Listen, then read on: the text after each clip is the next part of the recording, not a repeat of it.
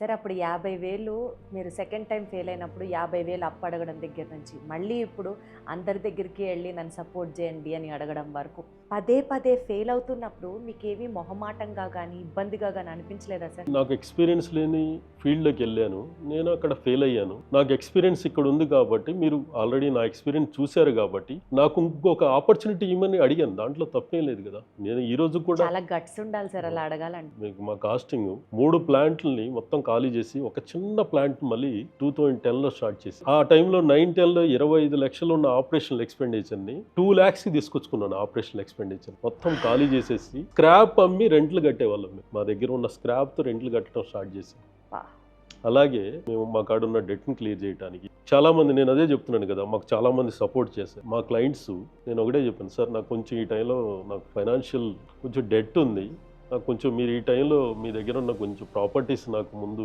నన్ను నమ్మి రిజిస్ట్రేషన్ చేయగలిగితే నేను మీ ప్రాజెక్ట్ని నేను బాటర్ డీల్లో నేను చేసి ఇవ్వగలుగుతానన్నప్పుడు, అదే చెప్తున్నా, సొసైటీలో మంచి పీపుల్ ఉంటారన్న దానికి ఇదే నిదర్శనం. 5 crores 10 crores వర్త్ ఉన్న వాల్యూ ఉన్న ప్రాపర్టీస్ ముందు రిజిస్ట్రేషన్ చేశారు. నమ్ముతారా మీరు?